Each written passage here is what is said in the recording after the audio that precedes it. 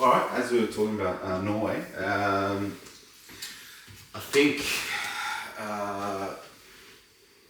they're poised, like they're hungry. They haven't been at a tournament for 26 years.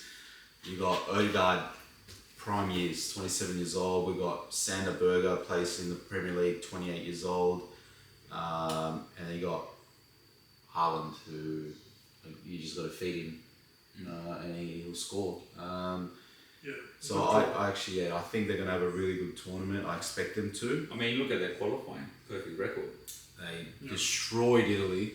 Perfect record. 8 all wins, no draws, no loss. Yeah. So I think that kind of speaks to itself in terms of what they can potentially do.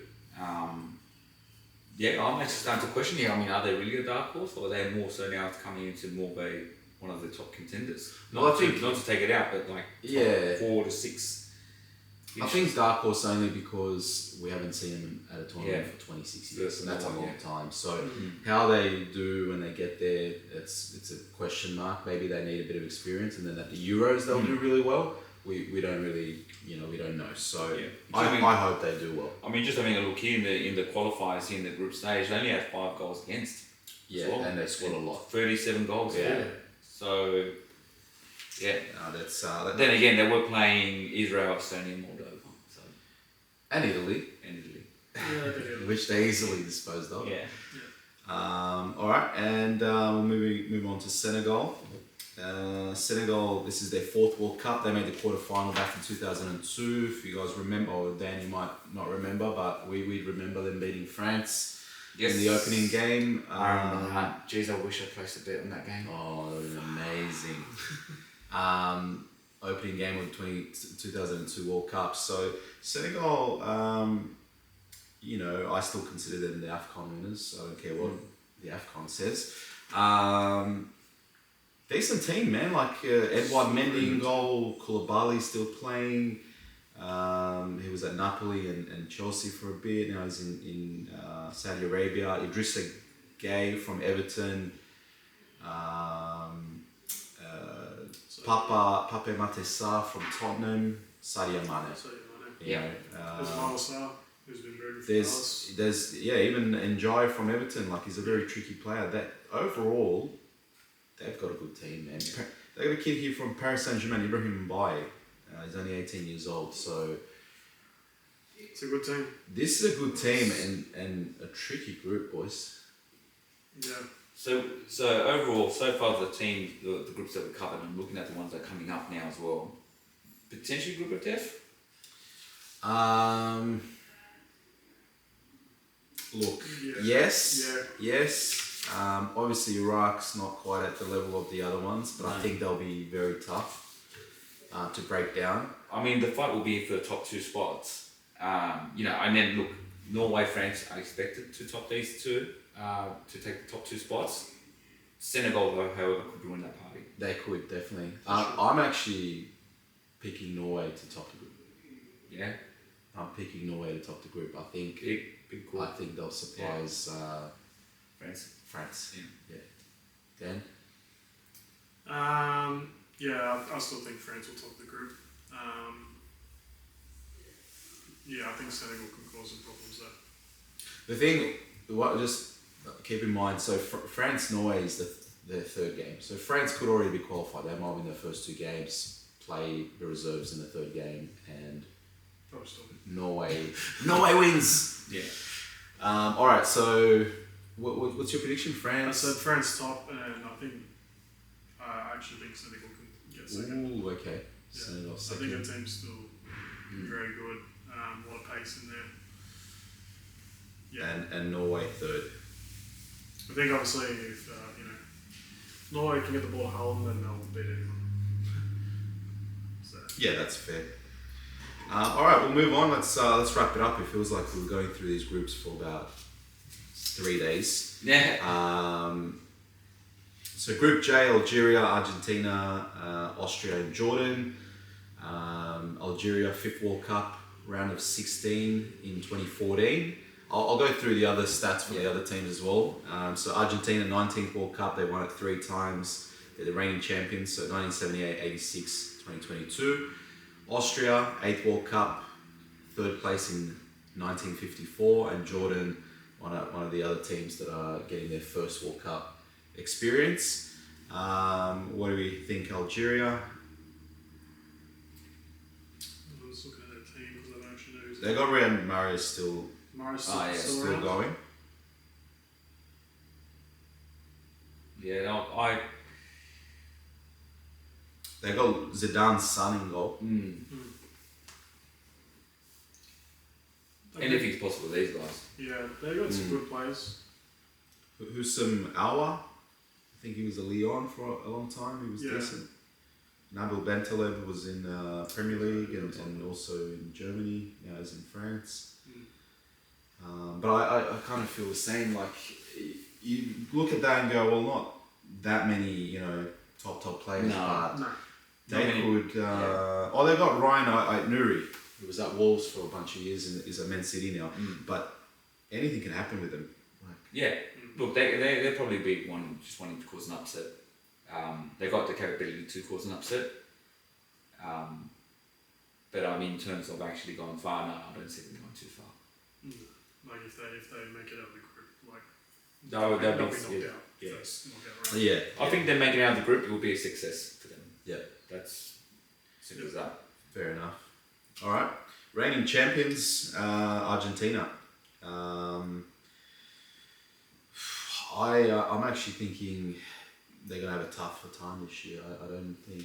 I think so. Look, I had the vibe that things were going in their favour last World Cup. Certain decisions and Of things. course, I totally agree. I honestly saw, I don't see that. Yeah, there were certain situations there that I'm like, it was Messi's World Cup. I saw it happening. The way it was just This World Cup, different story. I don't look. They all top the group, in my opinion. Yeah. They got a quality team. Looking at the lineup. Whether they'll get to the semis, look, I think it's just if they make the semis, I would say me personally, it's maybe based on luck. Okay. I still think the team is more than good enough. I think a lot of it's going to be down to probably people like Christian Romero and Lisandro Martinez actually like staying on the field, being fit. Because if they're fit and they're playing well, I think then the rest of the team can do what they need to do and they can still go very far. So, and an interesting one will be Nico Paz, who's played for Como in his first tournament, which will be phenomenal season. could be very good. You got people like Lautaro Martinez and Julian Alvarez as well. So there's plenty of firepower. You're 100% right. They've got a phenomenal team, and Messi's there, so you can't ever write them off. I also think maybe the hunger will be a little bit less than because they've won it now.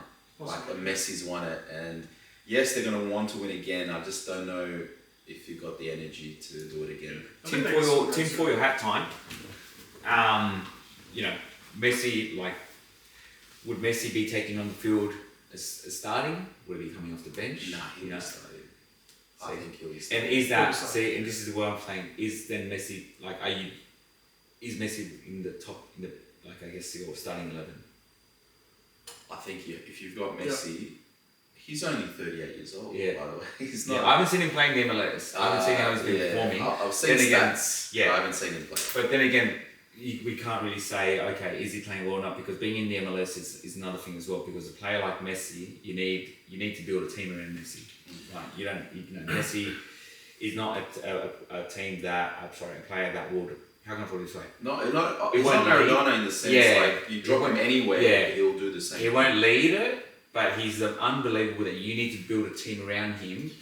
Yeah, I still think they'll get the best out of him. Yeah, they'll still do that. Like he'll still be the starting player, and you have people like Rodrigo De Paul doing his dirty work on his side, like for him. Like that, they'll still. I think they'll still have that same midfield three where you got De Paul, Fernandez, and Picasso, and just like the dogs. Yeah. Like and are also technically good too. So, yeah. You've still been there. Yeah, let's see. And look, we touched on it when we talked about Uruguay. There is the chance of a second round or round of 32 game, knockout game, Argentina versus Uruguay. Where That would be so good. Look, Argentina might win it, but they'll probably have 5 injured players and Yeah. you know, red cards and It will be somewhat of a. Yeah. I do see it being somewhat a bloodbath. can't wait for that. Yeah, yeah, and there will be a scrap at the end of it. Yeah, Guaranteed. yeah. Guaranteed. It'll spill into the crowd. Yeah, yeah, it will. All right. Let's try to get through these. So Austria, the next team we're looking at. They are the second strongest in this. I would say that too. Yeah. Comfortably second strongest. They got a strong core. Yeah. They've been building for a few years now. Decent team. Like Yeah. the way they play, and the coach is someone that knows what he's doing. Yeah, Ralph Rangnick. The only thing they like is a really good striker. Like they've got Arnautovic, who's Yeah, but he's 40 almost. 40 years old. Yeah. So, other than that, the team is pretty solid. Yeah. The thing that's annoyed me about Austria a little bit is one of their players withdrew injured, Baumgartner, and they've chosen not to replace him at this point, and they're seemingly not going to replace him. And I think we talked about it earlier. Why not pick a young guy, 19, 20, 18, whatever, just for the experience. He can be the mascot, just to see what it's like, and then for the next time he'll be in a better position. So I always wonder when teams choose not to bring in that extra player, or not extra player, but like a replacement. Like, why not do that? But, Yeah, it does make sense. I hope Austria does well. I've got a soft spot, obviously, Arnautovic. He plays for Red Star and he's part Serbian. So and also Sasha Kalajic is the other striker, tall striker. He scored against Italy in the Euros back in 2021, if you might remember. Scored a low diving header. He's also Serbian background, so I hope they do okay. Jordan, look, let's not waste too much time. I don't know any of their players, and I'm sorry for anyone that's from Jordan that might one day see this podcast. I'm happy that they've qualified, good for them, and I hope they challenge each team, and I hope they put up a fight and maybe score some goals. But having a look at just on their stats, I mean, today they just lost 2-0 to Colombia. So that's reasonable. It's reasonable, which is exactly right. And we'll get into shortly when we go into the next group about Colombia. But Colombia is a strong team. All right, so predictions. I'll go first. Look, Argentina first, Austria second, Algeria third. That's it, Jordan. Yeah. I think it's scripted already. Yeah. Yeah, I think that's the way. All right. Last two groups before we wrap this up, boys. So Group K: Colombia, Democratic Republic of Congo, Portugal, Uzbekistan. We'll go with Colombia, 7th World Cup quarterfinal back in 2014. Congo, it's actually their second World Cup. So back in 1974, they qualified as Zaire, their previous name. They got walloped. In fact, there's a funny moment where I think it was against Yugoslavia. I think it was Yugoslavia or Brazil, I can't remember. The other team basically got a free kick and one of the Zaire players just ran up to it and booted the ball away. So there's a bit of comedy. Portugal, 9th World Cup. So you'd think Portugal, the team that they are these days, they've only been to 9 World Cups now. 3rd place in 1966. And Uzbekistan, 1st World Cup. Good story for them, obviously. Do you know the background with Zaire, why they were acting that way in that World Cup? No, what happened? So apparently they were threatened that if they were to lose by more than, I think it was 6 goals or something against Brazil, that they would essentially be executed and returned going back home. So that's why they were trying to waste time in that game to then, just minimise the difference. Yeah. That's incredible. I did not know. It's something along those lines, but I know that because I think there was a dictatorship at that time, or I don't know, something along those lines, but their lives were at stake if they were to lose by a certain amount or more. Yeah. That's, I don't know if I'd call that a fun fact, but that's definitely an interesting fact. That's why, that explains why, because I've seen that footage where the free kicks issue was Zaire player just ran out and just kicked it. Yeah. So they were wasting time. Interesting. Hopefully that's not going to happen this time. Yeah. All right. So Colombia, they didn't pick Cuadrado, who was in the extended squad, but he's 38 years old, so that's Yeah. probably not He too didn't much of a really play this surprise. David Ospina's still around. I don't know if he's the first keeper anymore.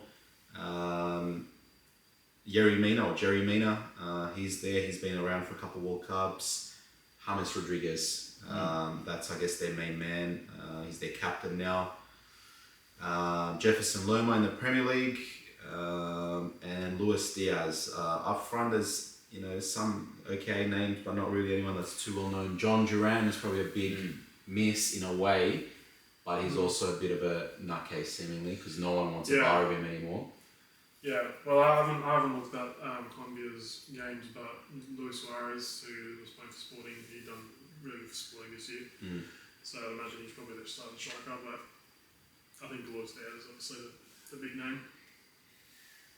Look, I mean, considering they finished third in qualifying, I think that kind of speaks for itself. Look, they are a relatively strong team, so I can see they would have a reasonably good campaign.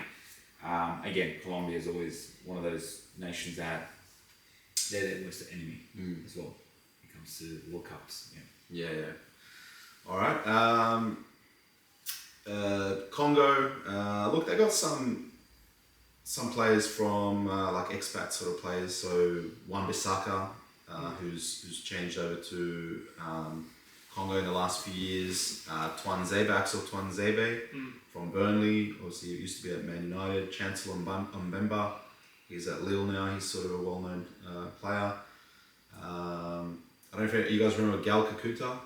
Yeah. He was projected to be a wonder kid for Chelsea back in the day, so he's there. And Cedric Bakambu plays for Betis. He's 35 years old now, but he's got a fair record. You can mention Yohan Wissa as well, but he hasn't had the best season, so...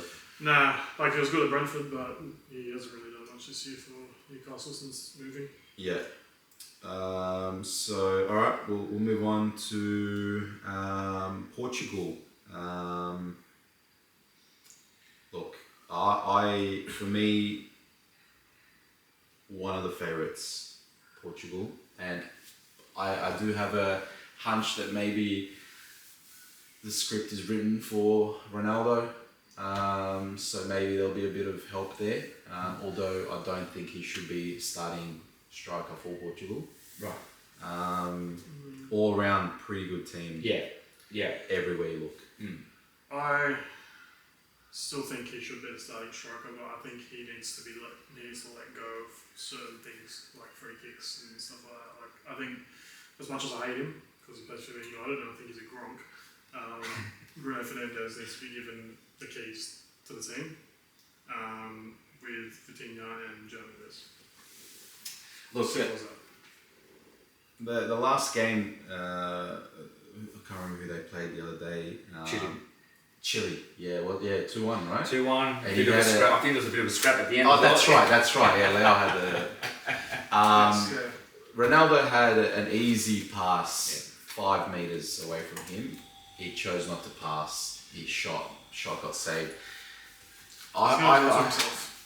Like that's why I wouldn't have him starting. Put him on 20-30 minutes, or maybe start him against Uzbekistan, against Congo, against like Colombia. Or in the knockouts, even against the bigger teams or better teams, I think he'd be better off coming off the bench. I think if you did that, I think that would cause more harm than good. That's the other thing. Yeah. So that's the other it's thing. either I think he's going to play and then he doesn't come to enough to talk. And that's it. Yeah. That's the when you got a player like that, I guess. Stature. Yeah, with those behaviours and it can either make or break your change room.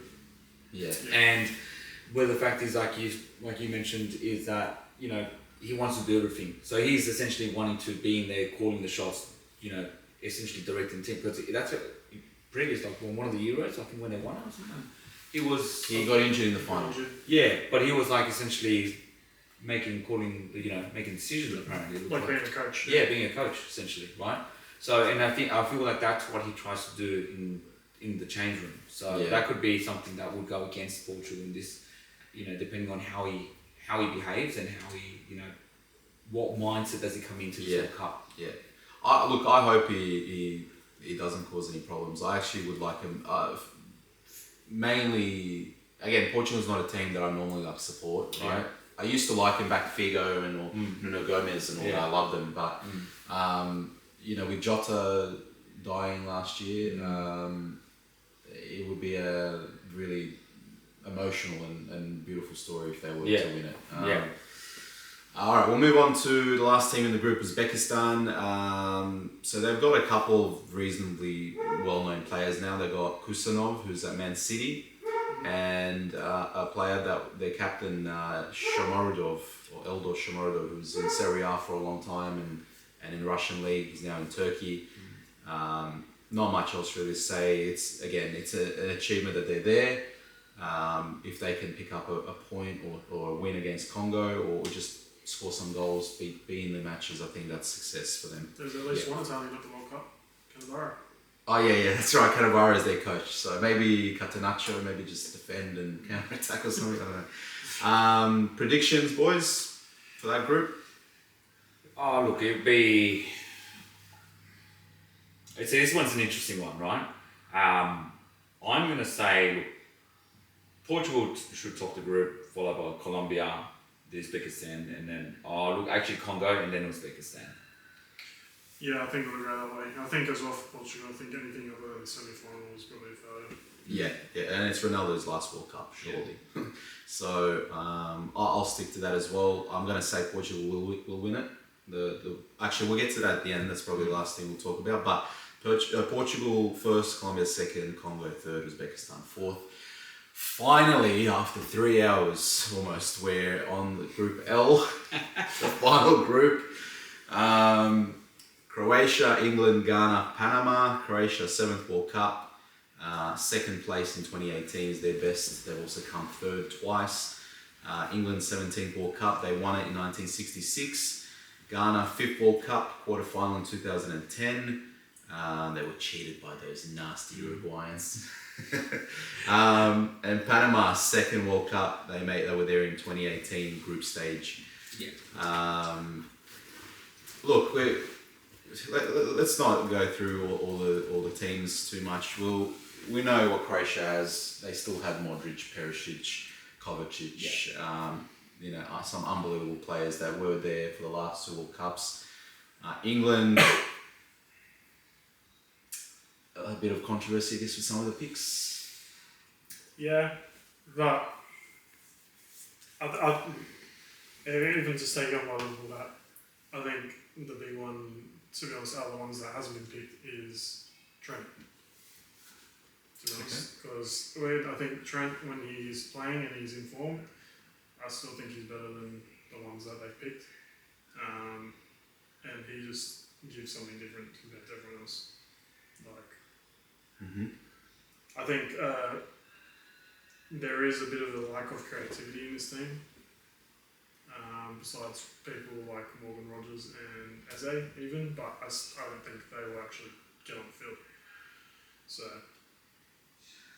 Alright. Maybe Tuchel's gone for maybe a bit more of a German style, maybe, I don't know, less flair or something. We'll see. Ghana,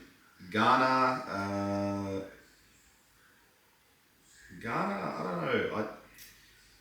I don't really recognise too many of their players. Look, they got Thomas Partey, who was at Arsenal for a while, and Antoine Semenyo, so I think they're key. He had a phenomenal season in the Premier League. Inaki Williams. Yeah, but he's been injury prone in recent times. And you got Jordan Ayew, who's their captain. He's 34 years old. He's been relegated like 3 times in a row. He keeps getting relegated, yeah. I'm not really expecting too much from Ghana, with all due respect. I wish them all the best, but can't really see much happening there. And then Panama, it's another team. I looked at Panama's team the other day. Not much. Like 75% of the team's over 30. Yeah. Like they are, it's like a veteran. It's like they've rewarded everyone that's been there for years to okay, you deserve to play another World Cup.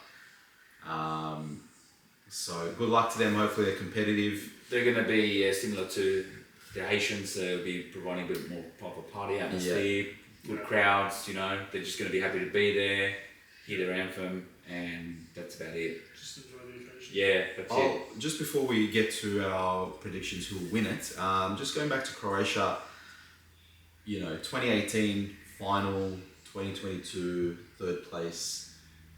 Do you think they have the energy to have another tournament like that? And mind you, a lot of those matches were 120 minutes, extra time, penalties.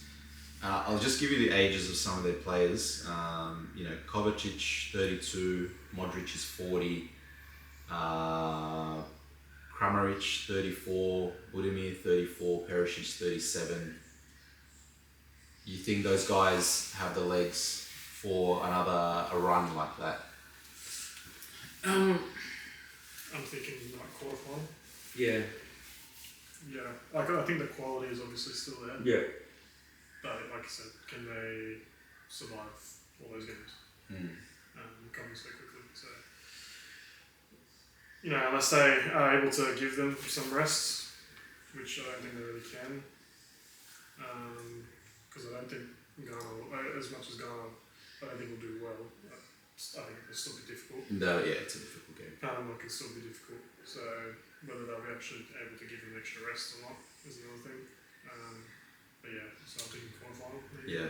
Yeah, Croatia, I think it just comes down to, if I was coach of Croatia, I'd be getting the best sports physios, sports scientists, whatever it is, because it's going to come down to the recovery with these older boys and ensuring that they're backed up. And obviously there'll be a matter of, well, depending on games, how many minutes you want to give them for each game. So if it's one that you're already 2-0 comfortably or 3-0, get them off. yeah, you've got to get these boys on side as well. So say, look, hey, we're going to have to probably rest you for some of these games, just to ensure that you're fit, primed for the later stages when you're more likely to have 120 minute games. So, but in terms of quality, look, they got it. They definitely have the quality, and Modric, one of the greats of the game. And at 40, he's still a maestro. So like Modric and Perisic still play freaks. Like pretty much every game. Yeah, and which is crazy. A name to keep an eye on is Luka Vuskovic. He's a 19-year-old defender. He's signed to Tottenham, but he's been on loan for 2-3 years. Yeah. I think he is the next best young defender in the world. He'll be a freak. He's already a freak. Yeah. He's going to be a freak. I hope he actually has a really good tournament. The defense is actually very good. Decent, yeah, man. Joško Gvardiol is a phenomenal player. Stanisic has been playing regularly for Bayern Munich now after winning with Leverkusen. Exactly. Still very, very good team. I definitely think they'll get into the knockouts. It's just the legs, if they can, physically sustain it. All right, boys. Predictions for that group, and then we'll close it off. Wrap it up. For me, it will be Croatia should top that group. Followed by England, Ghana, Panama. And I only say that because England, historically at World Cups, again, they're the main team that's always their own worst enemy. These World Cups, they always choke. So, but look, personally, it could go either way. England could top the group, but I'm just going to go Croatia. Yeah, I think it could go either way between the two of them to top the group. Probably come down to the result in their game against each other. And they play each other, I believe, in the first game. So they'll play their full strength and everything there. And I think whoever wins that will top the group. Yeah, England versus Croatia on the 17th. It's a toss of the coin for me. Croatia or England to top the group. As you said, that first game will decide the group, I think. I'll go England. I think it could even be a draw, so it could just depend on the other results. England, Croatia to go through. Ghana, whether they go through as third place, I really don't know. I'm going to say no. I think they'll be out in the group stage, and then Panama last. Boys, we'll wrap it up. It's been thank you for your time. It's been quite a long journey getting through these groups. I missed the old 8 times 4 32 teams. That was good, and you knew who was going to play who. That's and exactly everything. right. So, last question: who will win? Yeah, I mean this World Cup. You don't have you got France. France is the clear favourites. It's hard to tell for this one. I think it's going to be between France, Argentina, possibly Portugal. But look, if I want to pick one, I'm just going to go France. France, yep. Yeah. Yeah, I think France is obviously a clear favourite, but Spain could upset as I was well. going to say I think Spain could do it, Yeah. and I still think Argentina can do it. So who's gonna win? One team. I'll go Spain. Spain. All right. Yeah. France, Spain. Look, I'll stick to Portugal. I'm pretty sure the Simpsons predicted it like 35 years ago. So Yeah. Portugal versus Mexico in the final. Yeah. I'll go with Portugal. I think it'd be a great story for Ronaldo, but also Jota passing away, you know, tragically last year.